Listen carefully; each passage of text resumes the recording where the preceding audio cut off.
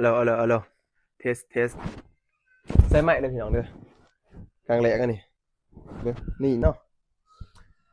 สบายดีพี่น้องถ่ายรูปและวิดีโอติดเตือนของไอ้ มื้อนี้เฮาสิมาอีกเกมเนาะจะมาสตรีมเกมพี่น้องเบิ่งสิมาสตรีมเกมPUBG ขอตัวก็ไฟนะพี่น้องเนาะกำลังเฮ็ดบาทำอิฐนี่เฮากำลังเข้าเกมเนาะมันเข้ายากหลายบ่อยู่มายากนะพี่น้องเนาะจังสิมาเล่นแหล่งจุดเริ่มต้นพี่น้องฝากกดไลค์กดแชร์เลยพี่น้องเด้อฝากกดไลค์กดแชร์กดติดตามเนาะ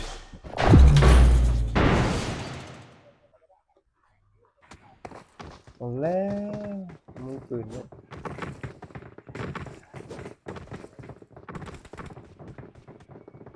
บางทีเป็นฟังเพลงนะพี่น้องเนาะเพราะเอาไฟนี่เสียงลดไว้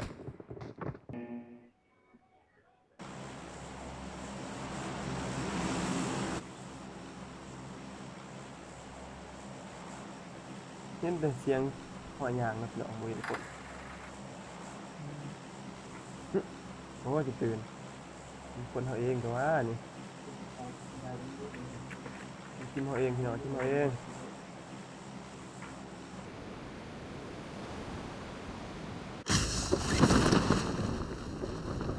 โอ้ยยังวะบอทแล้วผมยานะพี่น้องฟาร์มเครื่องนะพี่น้องเนาะมาฟาร์มเครื่องเนาะ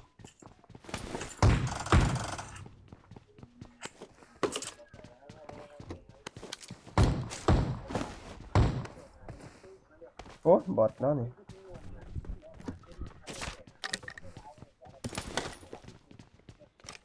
โอเค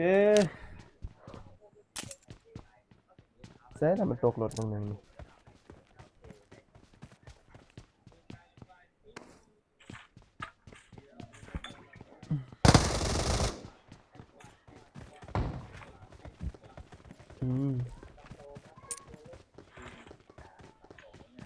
เดดโซน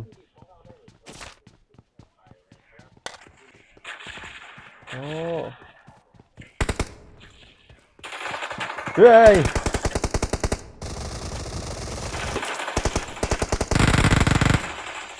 อ๋อลืมรีโหลดปืน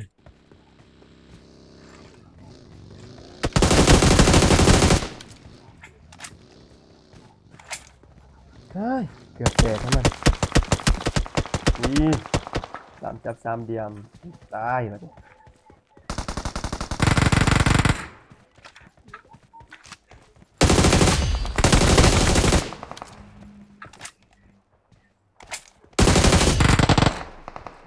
เป็นจานฮัมบอรินเนาะมามัด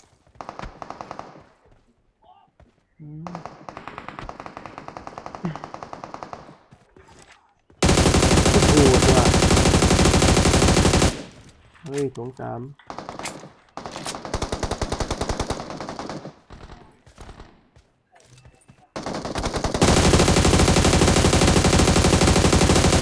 ที่ห้อตัว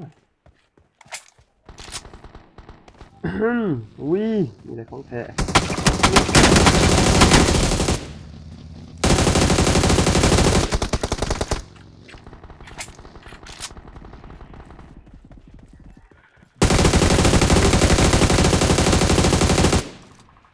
โอ้โหใช่ปะ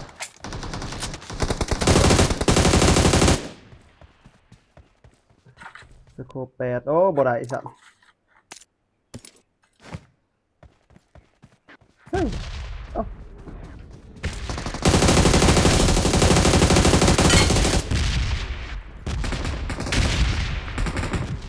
อ้าว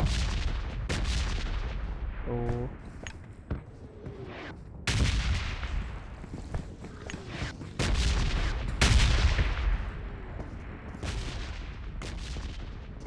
โอ้ขี่รถไม่ได้โอ้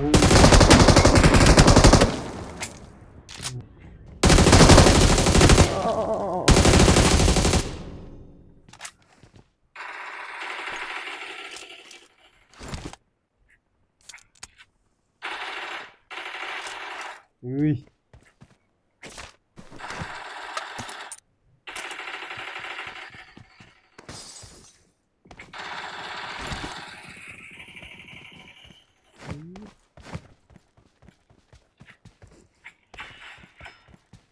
วยเฮ้ยยังมีรถมาอีกวะ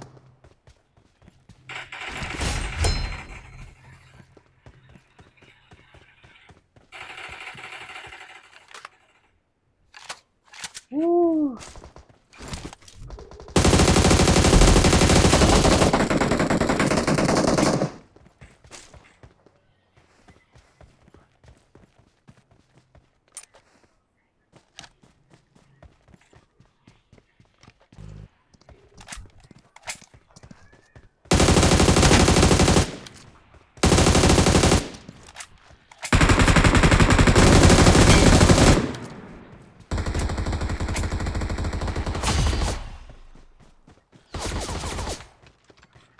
ว้า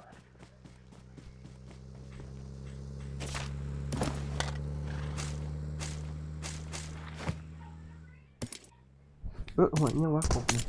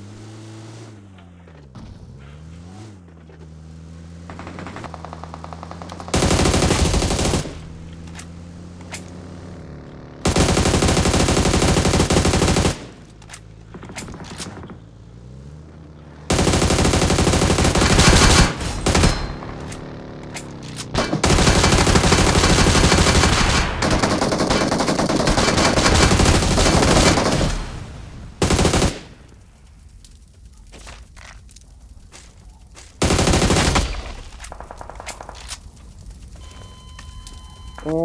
ยเนาะ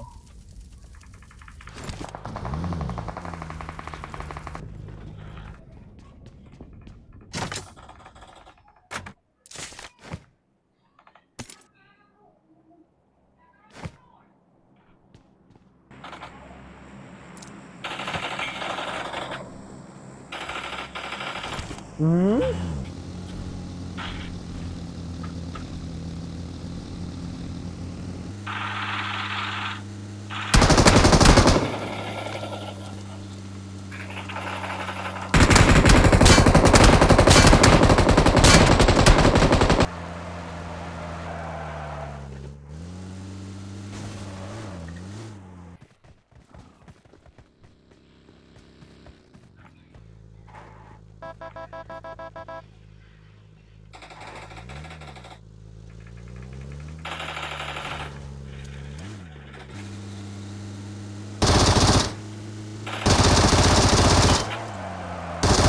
สวยอุ้ยคมเว้ยอืม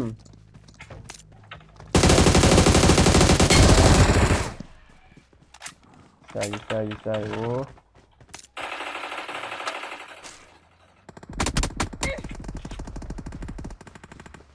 เก่งมากจ้ะ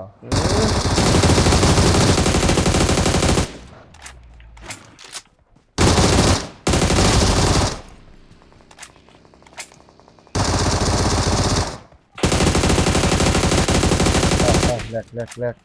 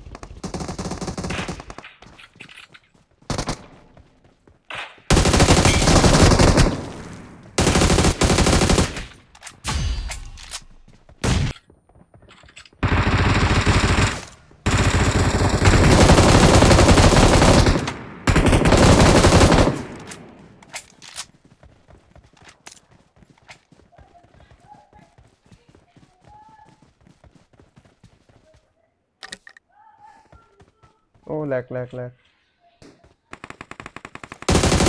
อีกเลยโอ้จบเกมเลยนะเอ้ย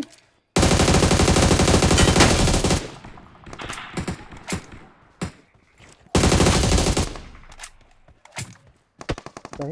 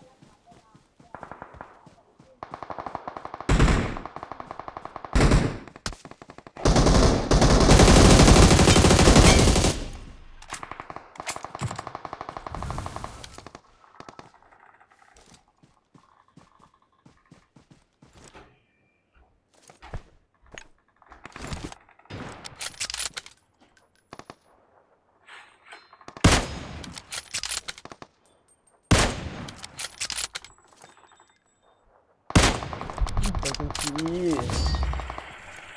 อย่าโ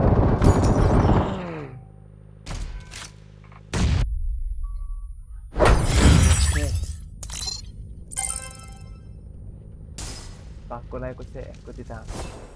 เพื่อเป็นกำลังใจให้เด้อพี่น้องขอบใจ